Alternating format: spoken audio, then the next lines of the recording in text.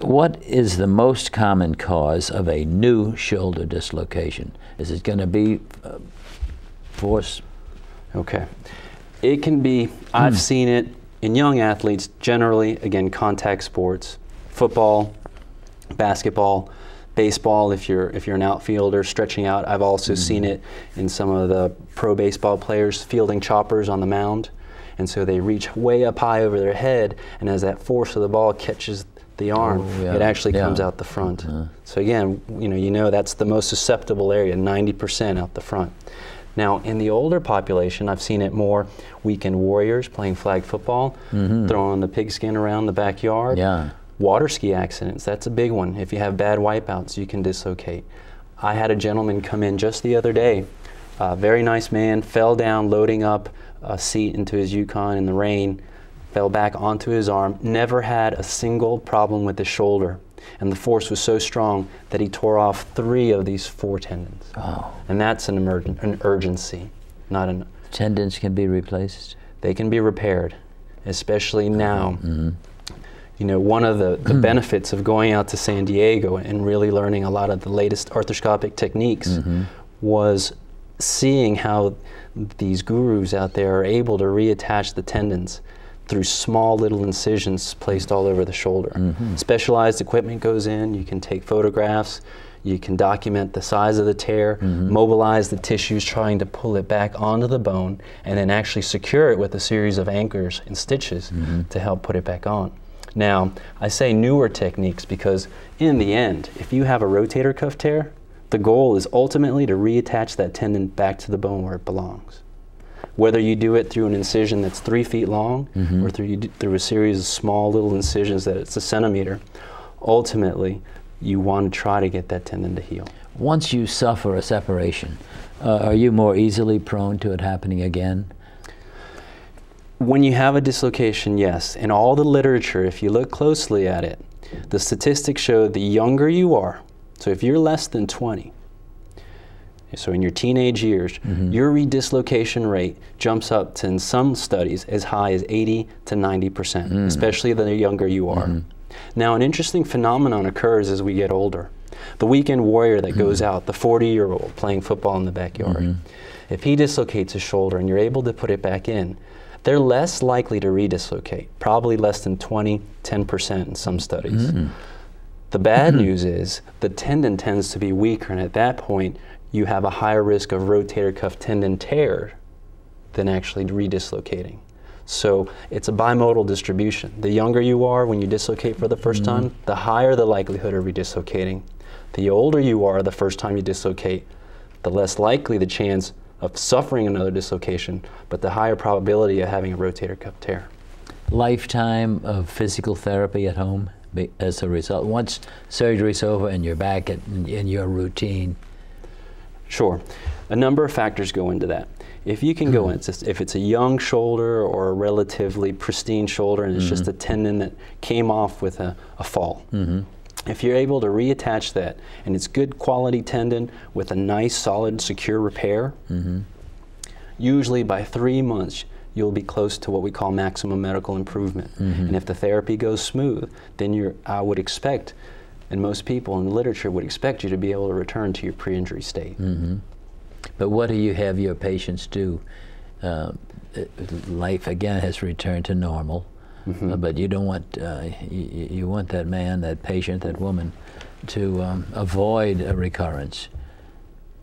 What are they doing? Are they working with the shoulder constantly, back and forth? I would ask you, are you talking now about dislocation or rotator cuff tear? Dislocation. For dislocation, the younger you are, you definitely want to rehab and try to avoid surgery. But depending on who you read and who you follow, West Point has done a study on cadets since they have a captive audience, so to speak. And in their first-time dislocators, there's actually surgeons there who are fixing them right away, knowing that they're younger, since they're cadets, knowing that they're in a higher risk group to redislocate. So there's a whole set of series of data and research papers coming out showing that that is the patient that you can actually get very good results by stabilizing, tightening those structures up in the front, getting back their motion, because even though the surgery may take an hour and a half, the rehab can take several weeks or months to get them back to close to 100%. Common everyday shoulder separation. Okay. Surgery also, always? You bring up a very good point, and as far as it's a nomenclature one. There's a very big difference between shoulder separation and shoulder dislocation. What we've been talking about is a dislocation, again, when that bone and the ball and socket completely dislocate. Okay. Now, when people talk about separations, and I'm talking about injuries like Jamarcus Russell had back in the football season that kept him out of the Peach Bowl and let Matt Flynn come in. That is usually an injury where you fall down, and before you even have a chance to break your fall with your arm, you drive the shoulder down, and it causes your collarbone to actually tear through the ligaments and pop up. So a separation is a totally different beast, but one that can be very, very painful, but rarely needs surgery. So with dislocations, depending on the severity now, we're tending to try to stabilize these earlier than not, rehab them to allow the patient to go back. Because every time that shoulder dislocates, you run the risk of damaging the tendon, of knocking cartilage loose, developing post-traumatic arthritis. So instability is a very bad phenomenon. Rotator cuff injury, worse than a shoulder dislocation or a shoulder separation? Depends who you talk to. You talk to that weekend warrior who falls and has a rotator cuff, or your 60-year-old patient who develops one over time. They'll tell you that a rotator cuff can be the most annoying, nagging problem that affects their every night sleep and quality of rest. A dislocator usually can function well, especially if they're able to avoid those provocative positions where the shoulder's likely to slip out. So if they modify their activities, a lot of times they won't be symptomatic unless they return to contact sports or do a lot of overhead activity. Now, studies have been shown, and if you look at rotator cuff tears, as we get older, the incident rates goes up, whether you have a dislocation or not. Some studies show a 40% rotator cuff tear rate in patients greater than 60. Less than 60, it can go down to about 10, 15%. It just depends. How do you know that you've got a rotator cuff problem? You think it's a shoulder separation or dislocation, but it really is a rotator cuff problem. That is a great question. And typically, the tip-offs for me, and what I learned from my mentors at LSU, at San Diego, the biggest thing is when you see the patient, they come in, you want to try to typically ask them, where is the pain? Try to pinpoint it as best you can with just one finger. The patient who comes in with a rotator cuff tear will generally describe a vague pain in the side portion of the arm. That's the first tip-off. The second, if they describe or relate to you a night pain, a pain that awakens them from a sound sleep, not someone who rolls over onto a sore, impinging shoulder, but someone with a true rotator cuff tear. A pathognomonic question is night pain that will awaken you from sleep. You can also develop weakness and, of course, trouble with any kind of overhead activity, any kind of reaching above the neckline.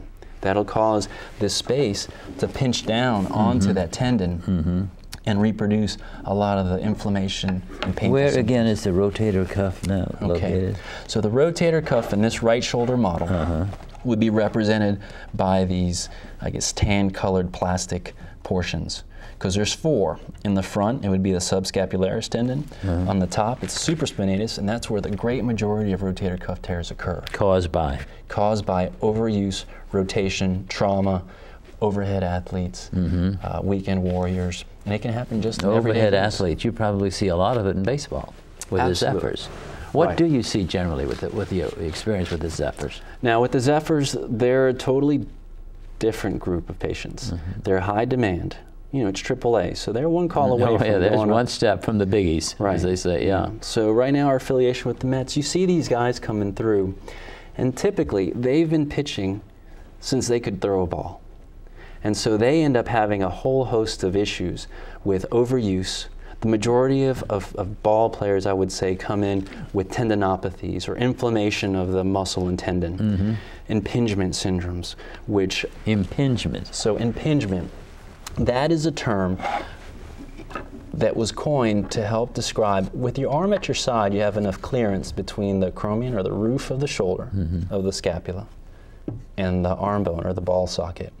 Now, if you keep your arm down at the side, typically there's enough clearance and everybody's happy. As you start to raise your arm up, if your rotator cuff isn't strong enough or isn't toned enough to keep that head centered down in the socket where it belongs, it'll have a tendency to ride up. And that's where it impinges on the roof and can start to beat up and really scuff up or tear the tendon. That is the #1 problem that we see in our ball players. Doctor, can a shoulder be replaced, literally be replaced by a new shoulder, so to speak? Yes.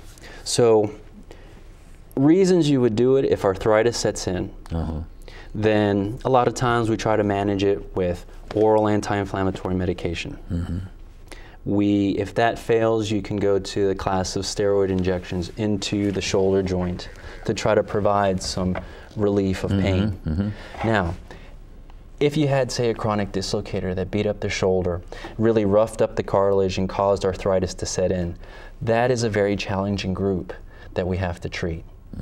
And just like you can replace a knee, or just like you can replace a hip, science has developed where we can actually do the same thing in the shoulder.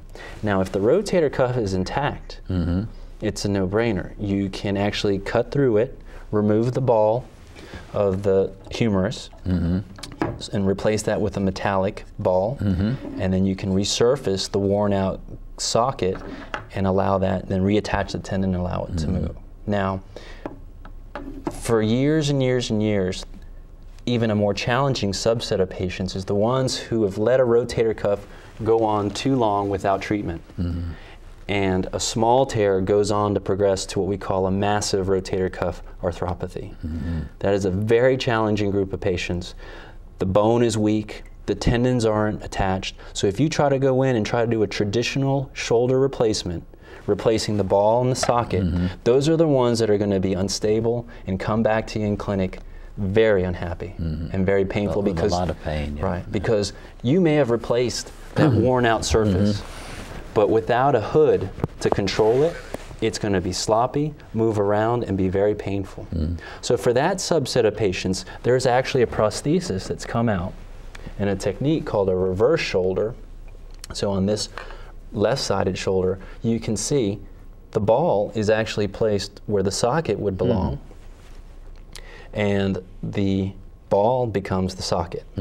So then that articulates. Now, with this construct, you sacrifice a little motion, but even with a complete rotator cuff tear, as long as the deltoid muscle is intact, this functions very well and has had great success recently. Have you seen someone who has experienced the complete replacement of their shoulder come back and have a rather normal existence? Yeah, in fact, just in clinic today, I had a very nice patient who traveled in from Baton Rouge. She had this bad rotator cuff arthropathy, no tendon left. I did her surgery back in October of last year. She's doing well. And she's doing fantastic. Now, there are complications. You have to be very careful and technically adept to be able to do this. Fantastic. We're just about out of time, Doctor, and we could use a lot more, but because there were so many questions I had to ask of you. But this is a fascinating subject, and there are so many out there who are hurting with the shoulders. Thank you for being with us. Yes, sir. Thank you for having me. If you would like a referral to Dr. Espinoza or to any of his LSU orthopedic colleagues, call the LSU Healthcare Network at 412-1111. Tonight's program can be seen again Sunday afternoon at 5:30 here on WLAE-TV. And please join us next Tuesday night when our Tiger Care guest physician will be Dr. Stephen LaCour, who will answer our questions on the subject of kidney stones. And remember, Tiger Care is also seen on the Cox Cable Network in Baton Rouge. For the LSU Healthcare Network, I'm Jerry Rummick. Good night and good health. Tiger Care is produced in the studios of WLAE Television by the LSU Healthcare Network. For referral assistance or additional information on tonight's Tiger Care program, call the LSU Healthcare Network at 412-1111.